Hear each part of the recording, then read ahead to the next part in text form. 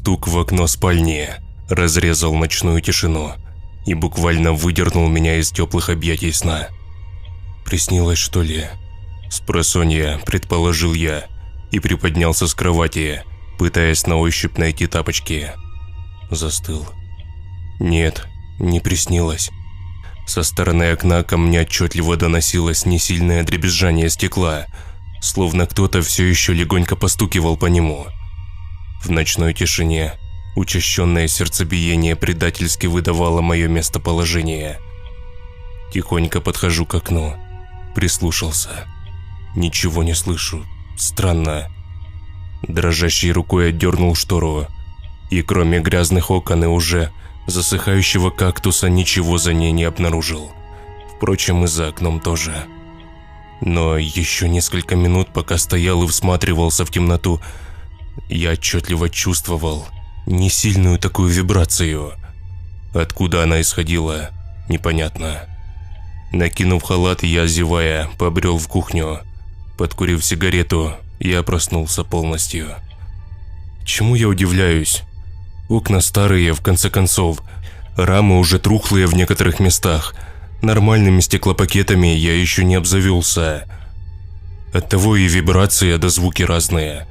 У нас район тихий, да вот только стоит какому-то грузовику проехать неподалеку, то стекло дрожит, порой даже кажется, что оно вот-вот треснет. Наверняка и сейчас произошло то же самое. Уже не первый раз я такое наблюдаю. Успокаивал я сам себя, затягивая горький дым. Да, не первый раз. Но той ночью что-то было не так. Вот неспокойно на душе и все. Ну да ладно. Все-таки мысли о предстоящем рабочем дне перебили тревогу. В конце концов, начало 4 утра на часах. Нужно еще немного поспать. Следующий день я не вспоминал о ночном инциденте. Да и казалось, я дал вполне здравое объяснение произошедшему. Чего попусту гонять эти мысли в голове? Я сосредоточился на работе. Так и прошел очередной рутинный день. И уже примерно в 9 вечера я проходил пустующие дворы, окруженные хрущевками да мусорными баками. Чуть дальше располагался детский сад с жуткими сказочными героями, вырезанными из покрышек. Меня всегда пугали эти твари, особенно когда идешь в темноте, и эта страшная сука из-за угла смотрит. Днем еще ладно, а вот вечером это пугает до усрачки. К слову, за этим садиком и располагался мой дом. Такая же, как и сотни других панельных пятиэтажек, еще советской эпохи. Но именно дом, в котором я жил, казался мне особенно печальным. Как внешне, так и касаемо жильцов. Мне иногда даже кажется, что мои соседи, будь у них такая возможность, поубивали бы друг друга с радостью. Неприятные люди, особенно в моем подъезде. Единственный, с кем я мог хотя бы выйти перекурить да пожаловаться на жизнь, это дядя Вова с 5-го этажа. Самый простой мужичонка с золотыми руками и пропитой печенью. Кроме него я ни с кем с соседей не то чтобы не общался, а даже не был знаком, хоть и живу в этом доме уже 6 лет. Именно дядя Вова в тот вечер встретил меня у подъезда с газетной самокруткой в зубах. «Добрый вечер, Пашок». «Добрый, дядь Вов. Как оно?» «Да ничего, нормально. Вот вышел никотином подышать», – прохрипел он. «А дома чего не дышится?» «И так целый день дома. Надо же воздуха свежего хлебнуть. Ты как, с работы?» «Ага, дядь Вов, устал, как собака. С радостью бы с вами постоял еще, но надо бежать», – протараторил я, чтобы не составлять компанию подвыпившему соседу. По пути я еще встретил соседку с 1-го этажа, полная противоположность дядь Вовы. Вечно недовольная толстая тетка, которая знала все о каждом жильце нашего дома. В большинстве своем это была лишь ее фантазии и сплетни. Наверное, в каждом доме есть такой человек, днями сидящий на скамейке и возмущающийся на все, что движется рядом. Я вежливо поздоровался и побежал вверх по лестнице, так и не услышав ответа. Открыл дверь и вошел в квартиру. Единственное, что мне хотелось в тот вечер, Это как можно скорее принять душ, выпить горячего чая и лечь спать. Так и сделал. Квартира вмиг погрузилась в темноту. Я укутался в одеяло и закрыл глаза. Да вот только стоило мне немного задремать, как вновь в уши врезался стук по стеклу. Легкие постукивания такие, сопровождающиеся несильной вибрацией. Открываю глаза, прислушиваюсь. Что это еще такое? Теперь я не мог все это списать на проезжающую где-нибудь неподалеку груженную фуру. В этот раз я отчетливо слышал стуки в окно, словно кто-то рукой постучал. Вибрация продолжалась еще около минуты, затем все стихло. Мне стало не по себе. Я даже не хотел вылазить с-под одеяла, чтобы посмотреть, что там такое. Да, наверняка то же, что и вчера. 2 тусклых фонарных столба, куча припаркованных машин, детские сады и те резиновые твари в темноте. Все как обычно, тешил я себя. Но ведь стук я на самом деле слышал. Не могло мне показаться такое. Ну что, я совсем поехавший, что ли? Тем более в ночной тишине, когда ни черта, кроме тиканья часов, в квартире не слышно. Невозможно перепутать эти стуки ни с чем. Да и с другой стороны, я живу на 3-м этаже. Кому бы в голову взбрело залазить на такую высоту и стучать в рандомное окно? Это физически, невозможно. Ровная стена снаружи, там и зацепиться не за что. Не знаю, завтра нужно у дяди Вовы поинтересоваться. Может, он тоже слышал что-то. Все-таки усталость взяла верх над моей озабоченностью ночными стуками. Я уснул. Больше той ночью меня ничего не тревожило. Утром я даже не вспомнил об инциденте, так как проспал на работу, и единственная мысль у меня была, как бы не получить выговор от начальства. Все происходящее уже 2 ночи подряд я списывал на свою усталость и на то, что мне просто все причудилось. Тем вечером, возвращаясь домой, я не обнаружил дядю Вову, стоящему у подъезда. Пока подымался по лестнице, все думал, стоит ли заходить к нему и разговаривать о ночных стуках, или мне все-таки показалось.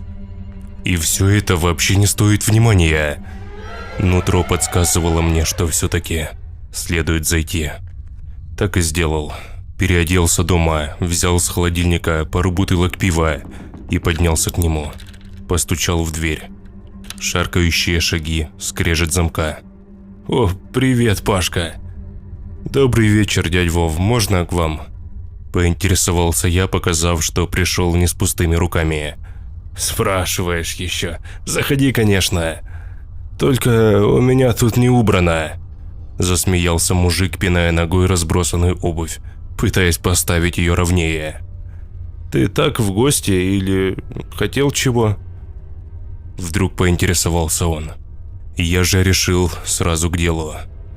«Видишь ли, тут такое дело, дядь Вов. 2-ю ночь меня будят отчетливые стуки в окно, а потом стекло так дребезжит, словно по двору танки едут». Мужик присел за стол и открыл бутылку пива.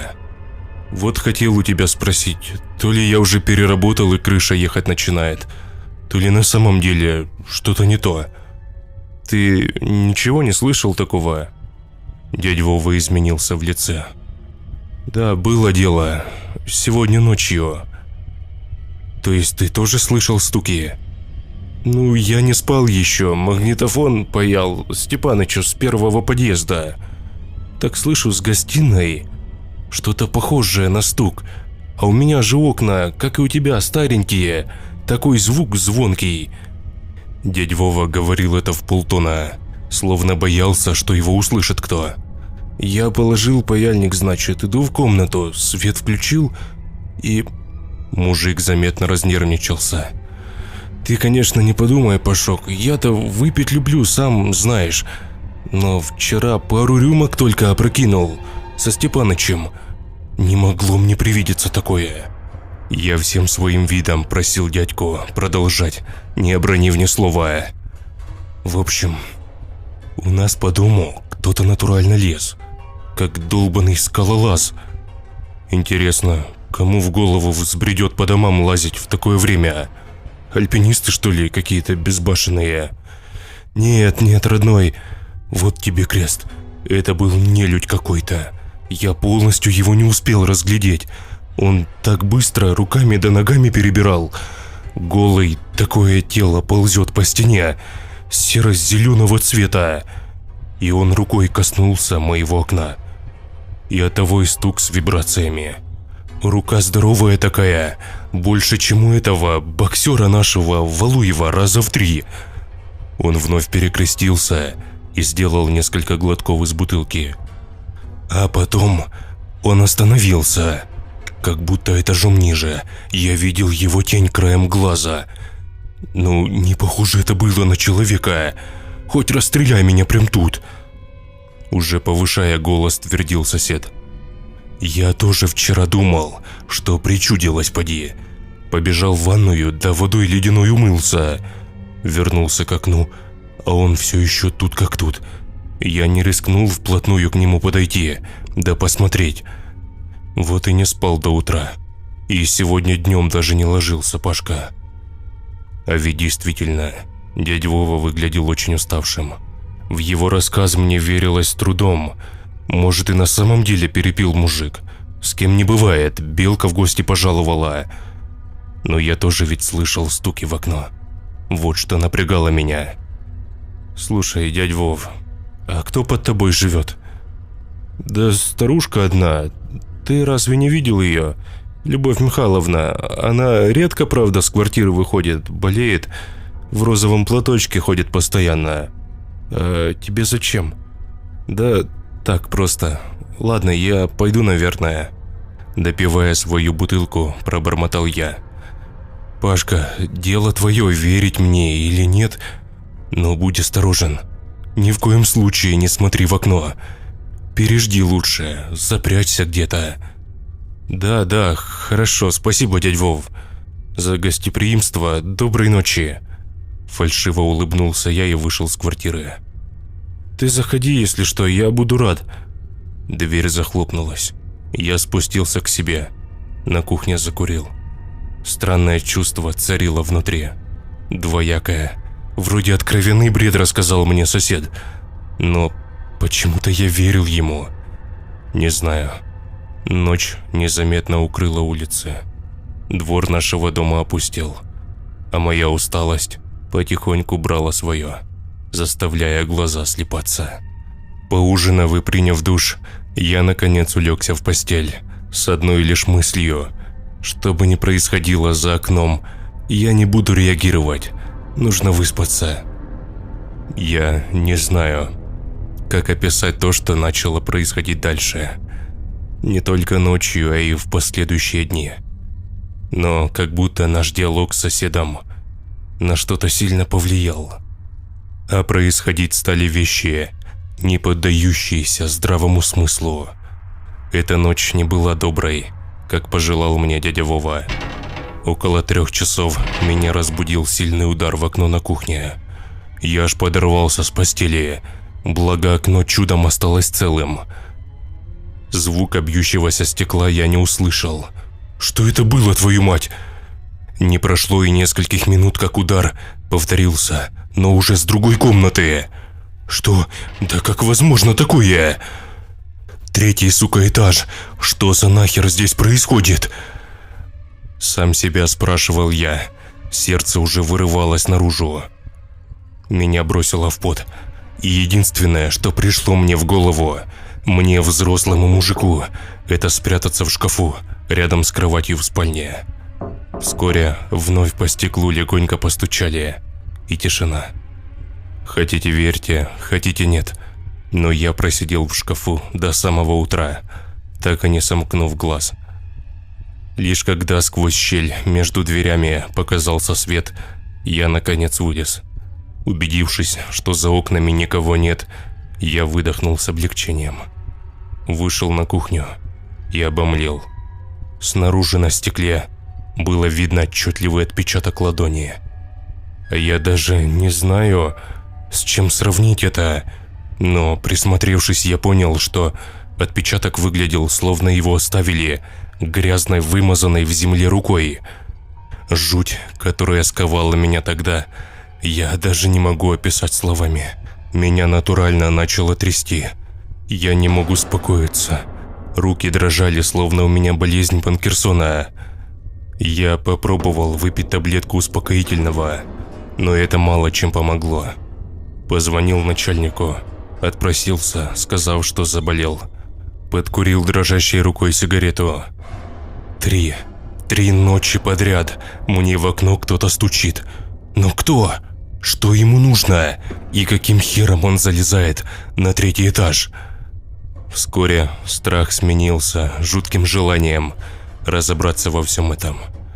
Может, это вор какой-то? Не знаю, проверяет, может, есть ли кто дома. Но след от руки даже отдаленно не был похож на след человеческой ладони. Неужели дядь Вова оказался прав? Решил вновь заглянуть к нему в гости.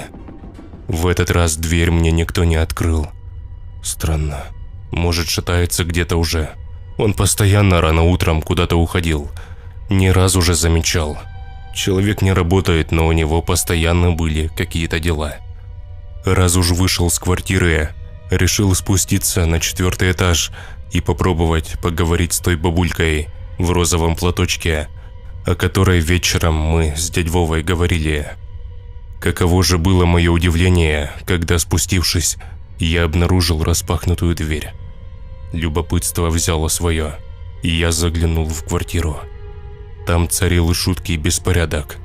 Разбросанные вещи, разбитое зеркало на комоде, а когда я наконец вошел внутрь, соседки в квартире я не обнаружил, но обнаружил похожий след на окне.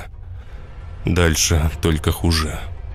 Соседка бесследно исчезла, а в последующие дни я не видел ни ее, ни соседа дядю Вову. Мне так-то и дела к ним никакого не было. Они, по сути, мне никто. Полицию я не вызывал. Не знаю, почему, не могу объяснить. Возможно, боялся какой-то ответственности. Боялся, что меня обвинят, если с ними что-то случилось. Ведь всякое может быть. Как я сказал немного ранее, несколько последующих дней я не видел ни дядю Вову, ни соседку в розовом платке. Но и в окно мне никто не барабанил. Странно. С каждым днем все хуже и хуже мысли лезли мне в голову.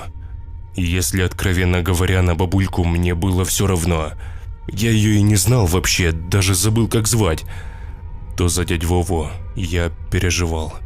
Каждый вечер я звонил ему на телефон, стучался в дверь, но за ней ничего не слышал. Ни шагов, ни шорханья, ни единого звука. Неужели что-то плохое случилось? Думал я в очередной раз, пытаясь достучаться к соседу. И наконец, когда я крикнул, что это я, его сосед, тихие шаркающие шаги все-таки послышались за дверью, и замок открылся. Передо мной предстал запуганный до полусмерти мужик, сгорбившийся и не выспавшийся. «Дядь Вов, что с тобой?» Заходи быстрее». Я зашел к нему в квартиру. «Пашка, теперь я видел его. Дядь Вова, у меня след на окне». «Да что там след, ты иди сюда, иди посмотри». Дрожащим голосом подозвал он меня к окну спальни, открыл штору, и я присел от удивления на рядом стоящий диван. На окне было несколько следов, таких же, как и на моем, но еще там был след, как будто от лица. Он смотрел на меня всю ночь, сука!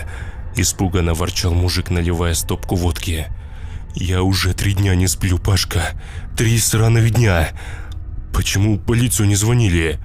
«Звонил, приезжали они. Да вот только эта сука как будто чувствует все, и в один миг раз и скрылась в неизвестном направлении. А потом опять появилась, и лицо его, если так можно сказать, становилось еще злее. Я понял одно: Пашка, нельзя смотреть прямо ему в глаза. Или вообще нельзя смотреть на него. Пока не смотришь, он вроде спокойно себя ведет. Шевелится там что-то, постукивает потихоньку. А коль глянешь в его сторону... Так вон, я глянул. Видишь, трещина на стекле какая? Чуть не выбил, гад. Уж если бы получилось у него, не знаю даже. Разговаривали бы мы с тобой сейчас.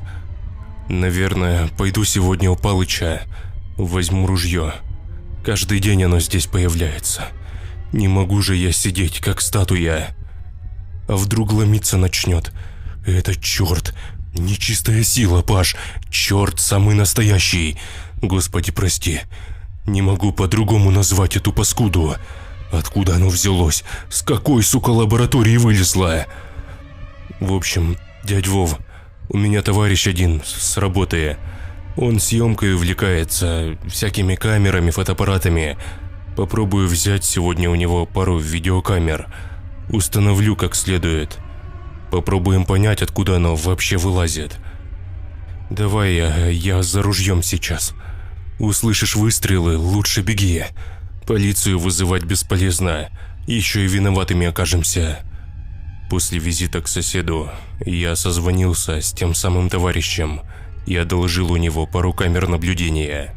Собственно, он их и устанавливал у нас в офисе, где я работаю. К вечеру камеры были уже установлены и подключены к моему ноутбуку и телефону. К слову, этим же вечером я узнал, что еще пропало несколько человек с нашего дома. К 4-му подъезду приезжала полиция. Долго стояли там, опрашивали людей, зевак еще много собралось. В домашних халатах да тапочках. Но спустя пару часов полиция уехала, а жильцы с испуганными лицами разошлись по домам. Полиция, увы, бессильна в делах, пахнущих откровенной бесовщиной. Этой ночью стуки вернулись и в мое окно. Внутри все сжалось. Сердце забилось в груди в унисон с этими стуками. Ладошки вспотели и потянулись в карман за мобильным телефоном. Именно тогда, в ту же секунду, окно в гостиной разлетелось вдребезги от жуткого удара. Я вновь забился в шкаф и, достав телефон, включил трансляцию с камеры. Господи, что это такое? Непроизвольно буркнул я и тут же сам себе закрыл рот рукой. Немного перемотав назад, я отчетливо увидел какое-то гуманоидное существо, ползущее по стене, подобно насекомому. Лица его не было видно, но мне хватило одних только его движений, чтобы чуть не наложить в штаны. Ведь это действительно был не человек, люди не могут так держаться на вертикальных поверхностях. Да и размером оно было далеко не с человека, раза в 1,5 больше, если не в 2. И я видел, как оно разбило стекло и забралось в мою квартиру. Оно здесь, совсем рядом. Я, сидя в шкафу, чувствовал его приближение, слышал его шаги по осколкам стекла. Тяжелое хриплое дыхание наполнило квартиру. Шаги становились все ближе и ближе. И, наконец, остановились прямо у шкафа. Господи, то, что со мной тогда творилось, я передать словами даже не могу. Животный страх сковал меня полностью, все мое тело. Я не мог пошевелить даже кончиками пальцев. Старался даже не дышать. Оно остановилось напротив шкафа. «Я знаю, что ты там!» Вдруг раздался его ужасный хриплый голос. Оно словно выдавило из себя эту фразу, заставив меня обмочиться. Потом последовали легкие, издевательские постукивания по дверце шкафа. Оно словно наслаждалось своей добычей, пыталось растянуть момент. И единственное, что мне пришло тогда в голову, это как можно скорее напечатать сообщение соседу и надеяться, что он сразу его прочитает. Тогда, сидя в шкафу, я вспомнил все молитвы, пытался прочитать «Отче наш» как мог, и, наконец, дверь шкафа со скрипом открылась. И первое, что я увидел, это ту самую руку, жуткую конечность, я бы даже так сказал, с переплетенными между собой пальцами разной длины. Темная грязная конечность, открыв дверь, потянулась ко мне. Именно тогда на весь подъезд прогремел сильный хлопок. Моя входная дверь чуть ли не слетела с петель, а свет с подъезда озарил прихожую. Жуткая тварь тут же, отпрянув от меня, попятилась к окну. И, наконец, когда в прихожей появился силуэт дядь Вовы с ружьем, тварь, разбив очередное окно, выпрыгнула из квартиры. Я же, перепуганный, в слезах и с пятном на штанах, все так же оставался сидеть в шкафу, уставившись на соседа, пришедшего в самый нужный момент. Лишь через несколько минут я пришел в себя, благодаря нашатырю и холодной воде. Дядь Вова привел меня в чувство. Полиция не заставила себя долго ждать. Конечно же, соседа сразу повязали и посадили в полицейскую машину. Стражей порядка тоже можно понять. Кто-то из жильцов услышал выстрелы, вызвал наряд. Те же, приехав, обнаружили расстрелянный замок на двери и дядьку, немного напоминающего алкоголика, с ружьем в руках, перепуганного меня в слезах. Тут все налицо. Благо, все обошлось. В тот же вечер дядь Вову отпустили, просто изъяв оружие и выписав штраф. Я поговорил с полицейскими, угостил их, скажем так, немного рублем, ну и, конечно же, заплатив за соседа штраф. Благо, про оружие в деле никто не вспомнил. С дядь Вовой теперь все хорошо. В квартиру к нему больше никто не ломится, и ночью он спит спокойно. Чего не скажешь про меня. Камеры я забыл выключить, и все это время они записывали, тем самым удаляя старый материал и замещая его новым. Да вот только на нем никакого существа уже заметно не было. Теперь ночной гость стал действовать по-другому. Через неделю тишины, когда я уже расслабил булки, так сказать, мне на почту начали приходить сообщения. Приглашения на различные мероприятия, открытия якобы магазинов и тому подобное. Все бы хорошо, да вот только по указанным адресам не было никаких магазинов и мероприятий. Это были заброшенные объекты нашего города. Я понимал, кто это пишет, но не понимал как. Оно разумное, оно все знает и прекрасно понимает. И поэтому хочу сказать лишь одно.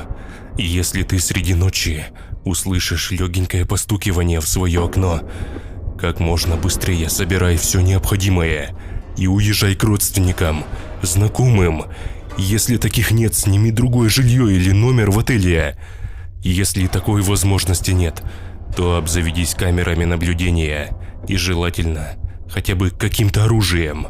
Возможно, когда оно пожалует в гости, ты его увидишь заранее и будешь готов встретить его и дать отпор.